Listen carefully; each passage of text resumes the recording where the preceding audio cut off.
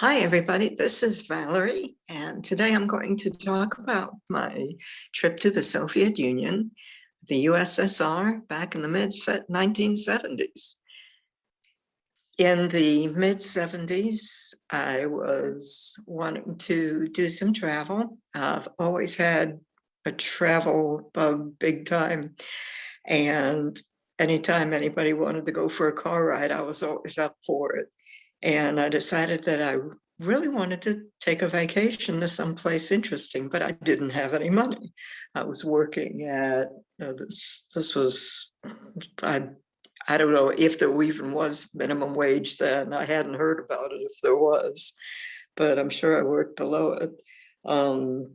But the company I was working for didn't have good pay, but they did have a credit union. And so I was trying to figure out how I could afford to take a trip. And the bookkeeper suggested that I join the credit union and take out a small loan and then hold it for 30 days and then pay it back, which would establish credit and give me enough to possibly apply for a loan for the larger amount. And I decided that I didn't want to go someplace typical like Spain or France or England. I wanted to go someplace more interesting and have an adventure. And I found an ad for this professor at a local university who was taking some people to the Soviet Union. This was like I said, in the mid-70s. So Brezhnev was president of the USSR at that time. And so I got the second loan, and it was enough to cover my trip to the USSR. So I signed up for that, didn't know anybody on the trip.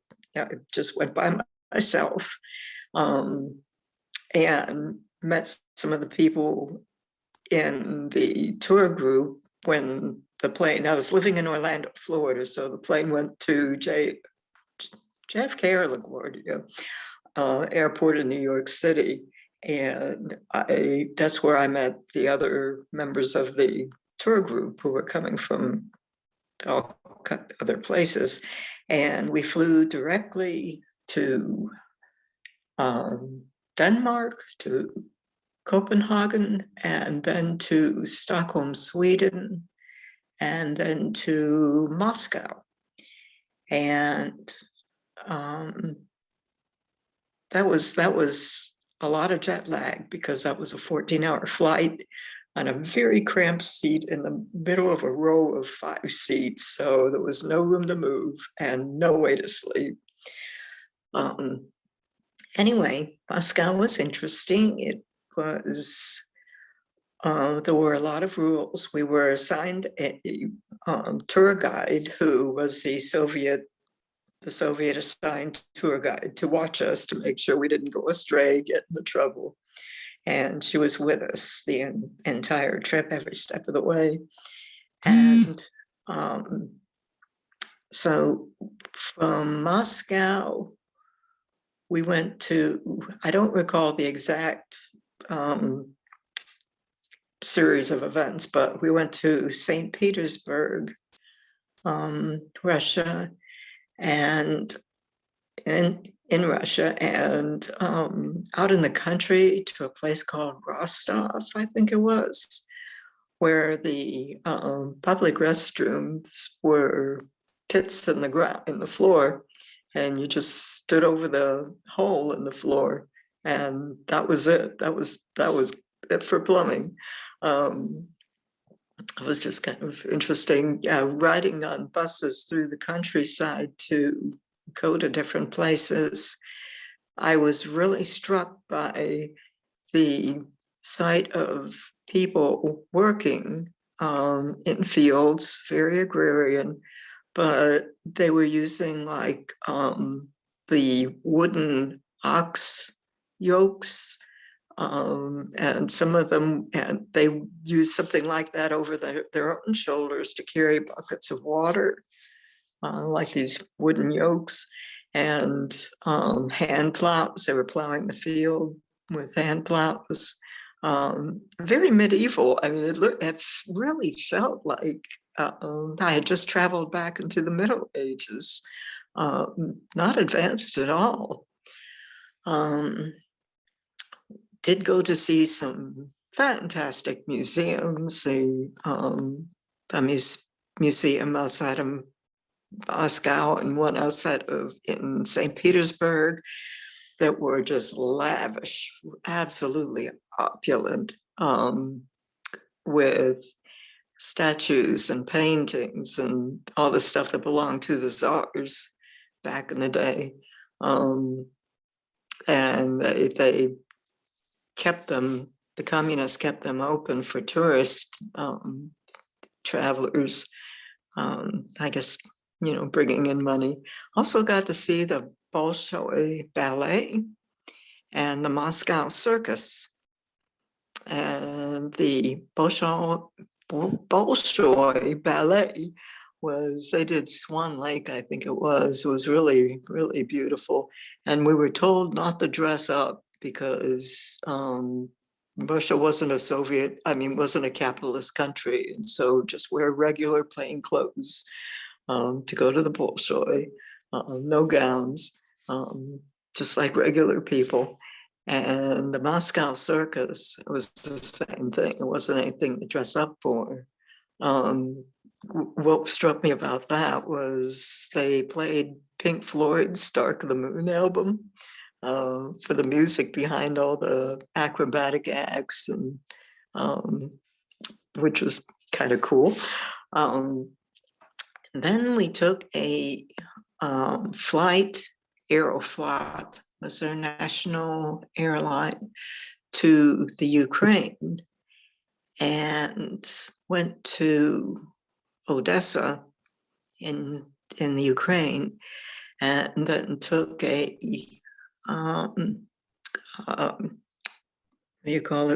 cruise ship across the Black Sea at night to get to the country of Georgia, to Sochi, which at that time was part of Georgia.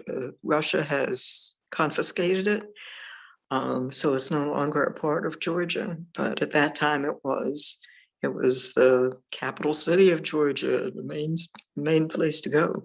But from Odessa in the Ukraine side, there was this young man. He was identified to me as a dissident. He was a Georgian dissident, and he was trying to get to the United States. All he knew was Philadelphia, something about Philadelphia, but he didn't speak Russian. He didn't speak English. He spoke Georgian. So there was no actual communication, but you with body language and hand signals, you can kind of get the idea of what somebody's trying to tell you. And I was given a warning from the Soviet tour guide that if I was seeing him again, that she would not be responsible for whatever happened to me. The KGB was watching him. I took that threat pretty seriously. Never had occasion to talk to him again anyway. The crossing the Black Sea was at night, so couldn't see anything. And got to Sochi the next morning and went to a beach, a black sand beach on the Red Sea, where it was a place where Russians went to holiday, apparently. And went and saw some sites, notable landmarks and stuff around there. Flew back to Moscow, spent some more time there, and eventually flew back to the US. The whole trip was 28 days, I think it was, a little over 3 weeks. Anyway, so that was quite an adventure. When I got back to the States, I was changed. I had seen a lot, learned a lot. I'd been traveling with people who were educated, which at that time I was not.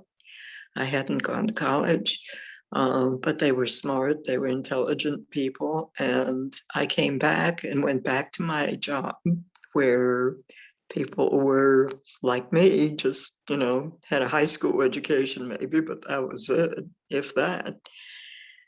And I couldn't go back into that life mode. It was I went into a deep depression for a couple of months after the trip because it was just, I guess it's like, if you go to war and you see a whole lot of action and then you come back home and things are just real mundane and just nothing ever happens. And it's hard to fit back in. It was kind of like that, although I didn't get PTSD or anything. Anyway, end of story. What do you feel like the trip to Russia taught you? It opened my eyes to the importance of expanding awareness, learning about people that are not familiar to me or that are different from me. I mean, a 5-year-old child who spoke 5 languages. I mean, they're just incredible people. It also, uh, my initial interest in going to the Soviet Union was that growing up in the 60s, I was used to a lot of anti-red propaganda, anti-communist propaganda. And I even had a mandatory class in high school that was called Democracy versus Communism. And the instructor would talk nonstop about, the political differences. And for the most part, the entire class slept through it. I remember waking up and looking around, and everyone had their head on their desk, and he was still talking. He looked like the penguin from Batman. Anyway, I do remember one time when he was describing the differences, and I raised my hand and asked, well, it sounds like in pure form, there's really no difference between democracy and communism. And he just smiled and said, that's right. And in theory, I mean, we don't have democracy any more than they have communism, in other states. But in theory, they're really pretty equivalent, not a lot of difference between them.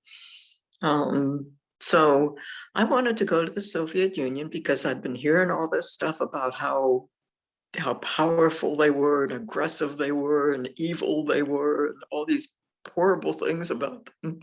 And I wanted to basically kind of fact check it for myself to see if any of that was true. So that was my main kind of motivation for going and quest that I was on to find out if anything that I had been taught about the Soviet Union had any validity, if it was true. They were nowhere near as advanced as I had been led to believe. It was still a very backward Russia, Georgia, Ukraine, all of them were still very backward. They were trying to modernize as best they could, but it wasn't, they were obviously having challenges. I mean, in Odessa, they checked us into this fancy, new, huge luxury hotel with 16 floors and hundreds of rooms, but only one elevator. And I think I was on the 14th floor, and it would take 45 minutes to get from the lobby up to the floor. I found that even with lugging a heavy, I didn't know how to pack back then. And it was a heavy Samsonite suitcase, lugging them up 14 stories. I got up there quicker than taking the elevator. It was really pretty appalling. But then there were niceties. I've never wanted to eat caviar, but we had caviar for dinner. Not very much, and at that time I wasn't vegetarian or vegan. I was still eating meat, and the only meat that was available was some boiled chicken. It wasn't very good. Mainly what we had to subsist on was potatoes and cabbage. And then caviar. It was kind of a weird mix. But I mean, and they were feeding the best they had. There were oranges, which growing up in Florida, I was used to lush, big, juicy, sweet oranges. And these were little shriveled things with prickly rinds on them. And they'd had to import them from Morocco or someplace, so it was a delicacy, but it was one that they could ill afford, and the common people didn't have access to them. They had state-run department stores, and the better stores were for the tourist only. Local people were not allowed to shop in them.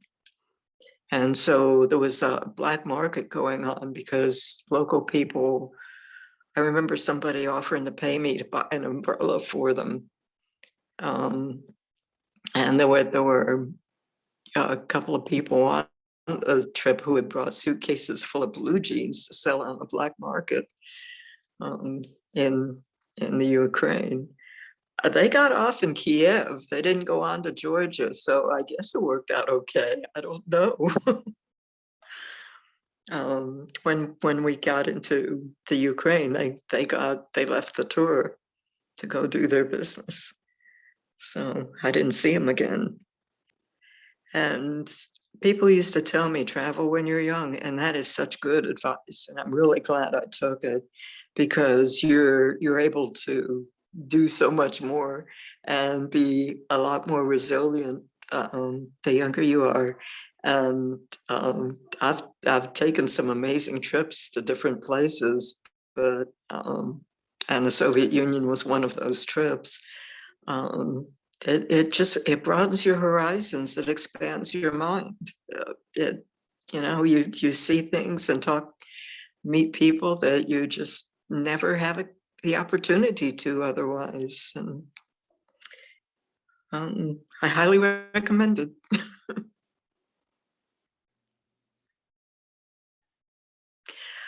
Yes, kind of an add-on to the Soviet Union story.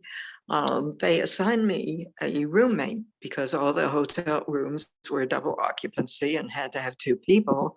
And so they assigned me to be roomed with a woman who had expressed that she didn't want anyone under the age of 25 to room with her. And so they assumed that she was all about the age of 25. Eventually, I found out she was only 18. I was older than her, and I was maybe 19 or 20 at the time. But I stayed in touch with her for a couple of years after we got back from the Soviet Union, and eventually I lost track of her, lost touch with her. And a few years ago, I was thinking about her and wondering what she was doing. And so I Googled her, looked her up on the internet, and up popped a bunch of articles about her. She had become known as the DC Madam. She ran a high-priced, high-class call service, an escort service that catered to congressmen and judges, high-powered people in Washington, DC. And at one point, she eventually got busted and shut down, and was sent to prison for a little while. And that was temporary. She got out because her case hadn't been settled entirely yet, but she did not want to go back to prison, and according to these news articles. And so she was facing many years in additional years in prison, and went home to see her family in Florida, and supposedly committed suicide, which may or may not have been the case. But at any rate, she is no longer with us. Yeah, that's very interesting. I wonder what the trip to Soviet Union impacted her life, how that impacted things whenever she's helping escort these extremely Republican, anti-Soviet types, you know? I wonder what went through her mind. And I wonder if she actually did commit any kind of suicide. I've wondered that very often because considering the sorts of people she was hobnobbing, associating with, um, she may have committed suicide to avoid going back to prison, or she may not have. I'm sure there were many people who didn't want their business with her disclosed. So it's hard telling. I really don't know. As to Yeah, many powerful people. That's the tricky right, part. right, and people with ways of finding where she is and having the connections to deal with it. I honestly don't know what her motivation was in going to Russia, to the Soviet Union. It seemed to be just something different to do for her. I mean, that was kind of the case for you, and I'm sure a lot of people there too. Yeah, yeah, Well, let's just hope it was a good ride while it lasted for her. right, right. Be sure and check out the Trinity River Lookout, the webpage on Facebook, our Instagram, our Tumblr, our Twitter feed, and our Patreon. Um, we're serving the local community with local and as well as global anarchist news.